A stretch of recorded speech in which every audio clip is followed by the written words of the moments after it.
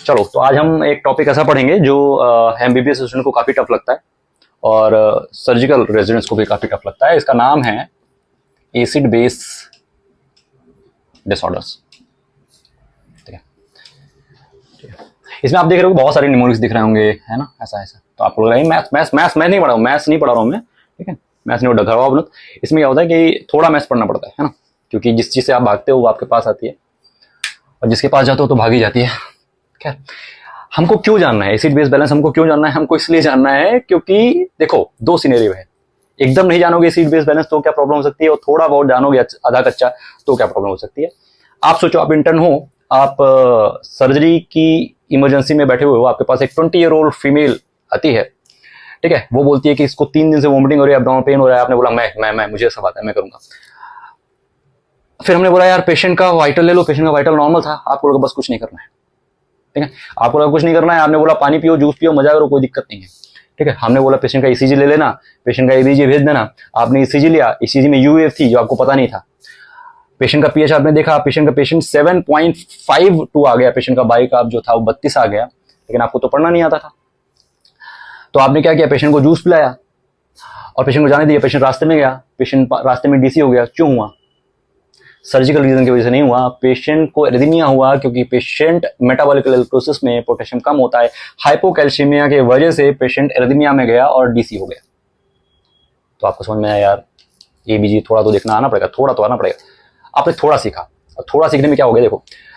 अगली बार क्या हुआ, पेशेंट 10 दिन बाद एक दूसरा पेशेंट आता है, सीओपीडी का पेशेंट है, 50 ईयर ओल्ड मेल काका हैं, उन्हीं के फादर जो थे। फादर साहब आए इमरजेंसी रूम में। इस बार आपने बोला कि इस बार मैं सही करूंगा, इस बार मैं पीएच निकालूंगा। आपने पीएच देखा 7.3 आया, पेशेंट का बाई कब 18 है, पेशेंट का पीसीओ2 28 आया। आपको लगा मुझे आता है, पेशेंट का पीएच जो है थोड़ा कम है, पेशेंट का बाइकाप भी कम है, पेशेंट मेटाबॉलिक एल्क्लोसिस में है, पेशेंट मेटाबॉलिक एसिडोसिस में है। ऐसा करते हैं, पेशेंट को बाइकाप दे देते हैं। पेशेंट को आपने बाइकाप दिया, पेशेंट वहीं डीसी हो गया। क्यों डीसी हो गया? क्योंकि आपने ध्यान नहीं दिया कि मिक्स डिसऑर्डर थी, इसमें मेटाबॉलिक एसिडोसिस के साथ में रेस्पिरेटरी एल्क्लोसिस भी थी।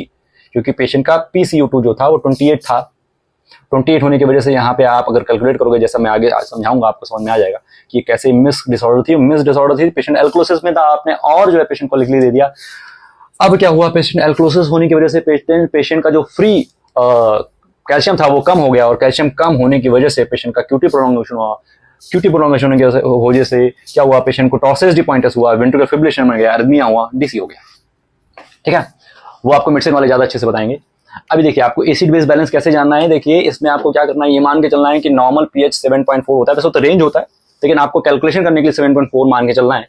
पेशेंट का पीसीओ2 40 मानना है, पेशेंट का बाई का 24 मानना है, ठीक है। ये जानने के साथ में आप ये बता सकते हो यहाँ पे कि अगर पीएच 7.4 से ज्यादा हुआ तो आप बोल दोगे एल्कली है, एल्क्लोसिस है। पेशेंट 7.4 से अगर कम है तो आप बता दोगे एसिडोसिस है। ये तो आपने बता दिया। अगला वर्ड आपको मेटाबॉलिक लिखना है या रेस्पिरेटरी लिखना है, इसके लिए आपको इस दोनों का डायरेक्शन देखना है। अगर पीएच बढ़ रहा है तो ये पीसीओ2 का क्या हो रहा है। अगर जिस डायरेक्शन में ये जा रहा है, मतलब कि अगर पीएच बढ़ रहा है तो पीसीओ2 भी बढ़ रहा है, या पीएच घट रहा है पीसीओ2 भी घट रहा है, तो दोनों सेम डायरेक्शन में हो रहे हैं। जब सेम डायरेक्शन में तो हम बोलते हैं कि ये मेटाबॉलिक प्रॉब्लम है। जबकि अगर पीएच बढ़ रहा है और बाइकाप अगर पीएच बढ़ रहा है और पीसीओ2 घट रहा है, या फिर उल्टा हो रहा है, तो हम बोलेंगे रेस्पिरेटरी प्रॉब्लम है। इसको आप याद रख सकते हो रोम से। ये रोम एक जुगाड़ है, रेस्पिरेटरी अपोजिट, मेटाबॉलिक इक्वल, ठीक है।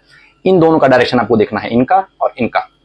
दोनों बढ़ रहे हैं या दोनों घट रहे हैं तो सेम है, मेटाबॉलिक है। एक बढ़ रहा है एक घट रहा है तो मतलब रेस्पिरेटरी प्रॉब्लम हो गई। यहां से तो आपको आधा नॉलेज होगा जहां से आप सीओपीडी वाले काका को आपने मारा था, ठीक है।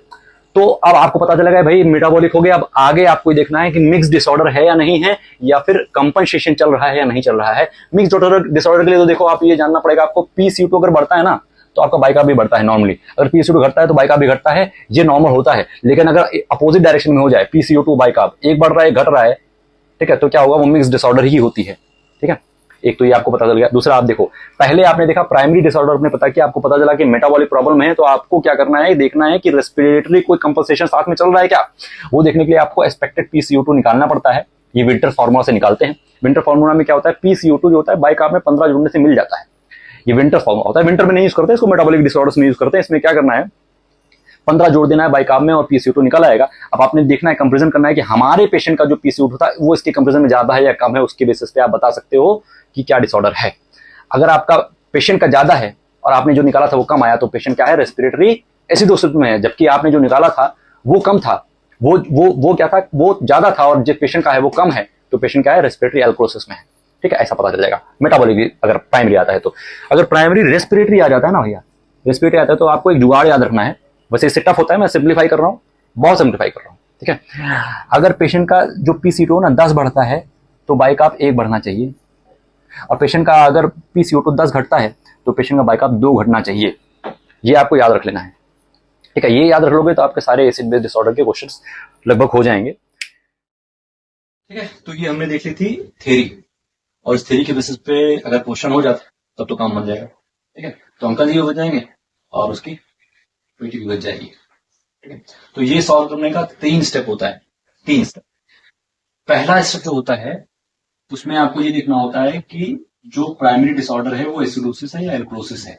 वो आप कैसे देखोगे, आपको पता है, नर्सरी से पता है कि अगर 7.4 से अगर पीएच ज्यादा हो जाए तो आप एक वर्ड यूज करोगे एल्कोसिस। ठीक है, अगर 7.4 से कम हो जाए तो आप लिखोगे एसिडोसिस। ठीक है, एसिडोसिस एल्कोसिस में कोई डाउट नहीं है मेरे ख्याल से। पहला स्टेप हो गया। दूसरा स्टेप आपको वर्ड यूज करना होता है, मेटाबॉलिक आप लिख दो साहब, या रेस्पिरेटरी लिख दो। वो देखने के लिए आपको पीएच का और पीसीओ2 का डायरेक्शन देखना होता है।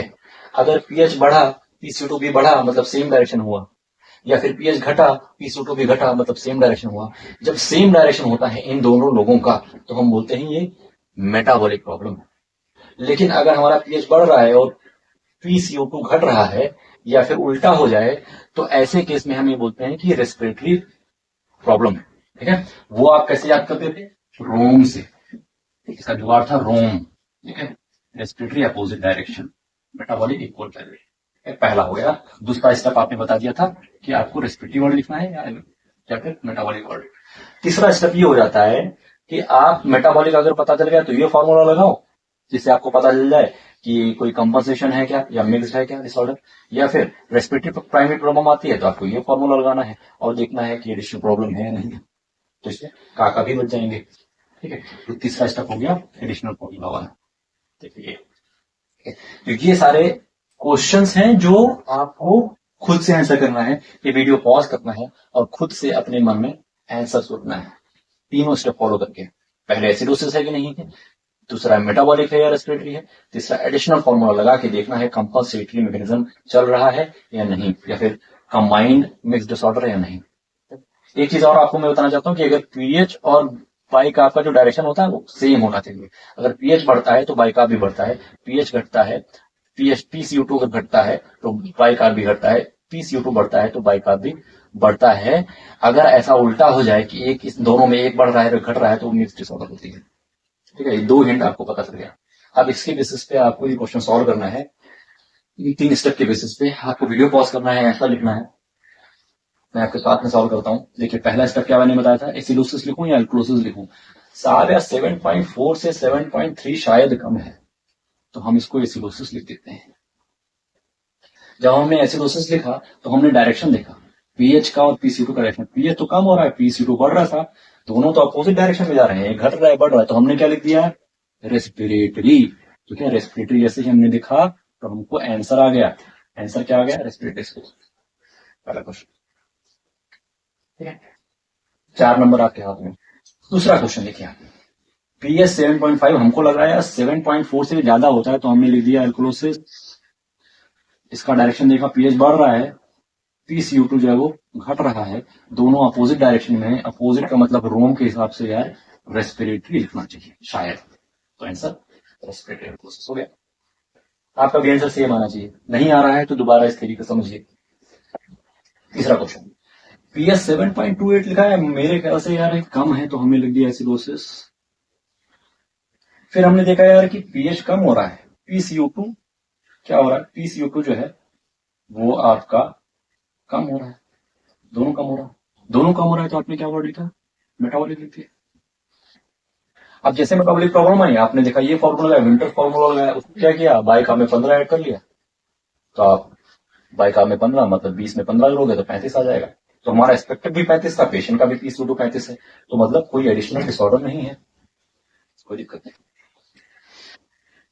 चलिए इस क्वेश्चन में आते हैं। यहाँ पे क्या है, देखिए पीएच जो है पेशेंट का बढ़ा हुआ है तो हमने लिख दिया एल्कोसिस।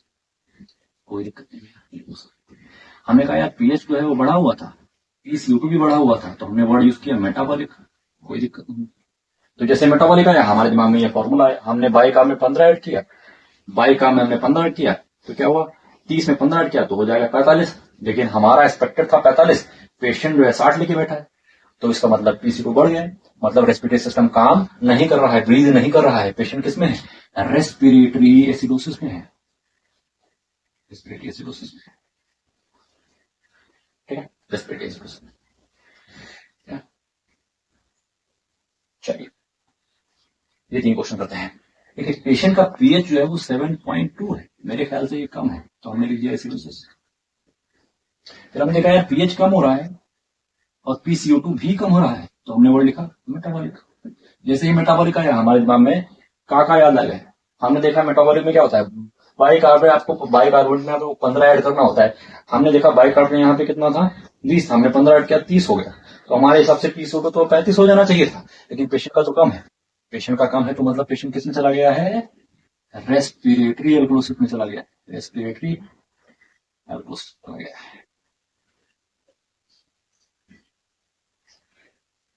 ठीक है, ये 2 क्वेश्चन कर लेते हैं। देखिए पीएच जो है 7.4 से मेरे ख्याल से कम है, तो हम यहाँ पे एसिडोसिस लिख सकते हैं, इसमें तो कोई डाउट नहीं है, पहला स्टेप। फिर हमने देखा यार पीएच कम है जबकि पीसीओ2 बढ़ रहा, दोनों अपोजिट डायरेक्शन में, तो हमने वर्ड यूज कर लिया रेस्पिरेटरी।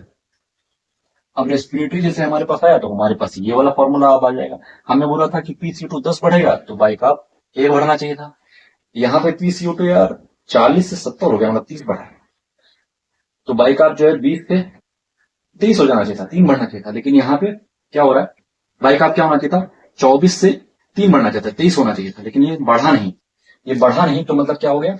एसिडोसिस हो गया, तो ये मेटाबॉलिक एसिडोसिस हो गया, मेटाबॉलिक एसिडोसिस हो गया। ठीक है, आप अगर यहाँ पे ध्यान से देखेंगे तो आपको पता चलेगा कि यहाँ पे यार बाई कार्ब जो है वो क्या हो रहा है, बाई कार्ब आपका घट रहा है और पीसीओ2 बढ़ रहा है, दोनों अपोजिट डायरेक्शन में हो रहे हैं, जो कि नॉर्मली नहीं होना चाहिए कंपनसेशन में। तो इसका मतलब ये 2 इंडिविजुअल डिसऑर्डर और ये मिक्स्ड डिसऑर्डर्स को हम बोल देंगे। ये कंपनसेशन की वजह से ऐसा नहीं हुआ है, ये 2 अलग अलग पैथोलॉजी बॉडी में एक साथ में चल रही है और उसकी वजह से मिक्स्ड डिसऑर्डर आई है।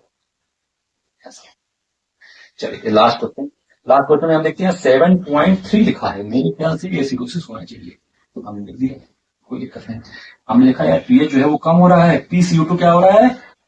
बढ़ रहा है, तो अपोजिट डायरेक्शन हो गया भैया, अपोजिट हो गया तो हमने रेस्पिरेटरी वर्ड यूज कर लिया। जैसे हमने रेस्पिरेटरी वर्ड यूज किया हमारे दिमाग में यह फॉर्मूला याद आया कि भाई अगर पीसीओ2 10 बढ़ेगा तो बाई का कितना बढ़ना चाहिए था? 1 बढ़ना चाहिए था, तो यहाँ पे तो 30 बढ़ा है, तो ये 3 बढ़ना चाहिए था, मतलब 24 से नॉर्मल से 3 बढ़ के 27 हो जाना चाहिए था। ये देखो भाई पेशेंट को तो 32 हुआ बढ़ा है, बहुत ज्यादा हो गया है, बहुत ही ज्यादा हो गया है, ये मेटाबॉलिक एल्कोसिस हो गई, तो मेटाबॉलिक एल्कोसिस हो गई। ठीक है, मेटाबॉलिक, ये सारे जो चीजें हो रही है वो कंपनसेशन की वजह से हो रही हैं, एक्सेप्ट इस वाले क्वेश्चन में, क्योंकि यहाँ पे बाई कार्ब और पीसीओ2 का डायरेक्शन अपोजिट है, तो ये 2 इंडिविजुअल डिसीज हैं, 2 इंडिविजुअल पैथोलॉजीज हैं जो एक साथ में हो रही हैं, दोनों का आपस में कोई संबंध नहीं है। चलिए इस तरह से आपका ये टॉपिक सॉल्व हो जाएगा और इसमें मेरे ख्याल से कोई प्रॉब्लम नहीं आएगी, ना काका मरेंगे ना सुनने करने वाले।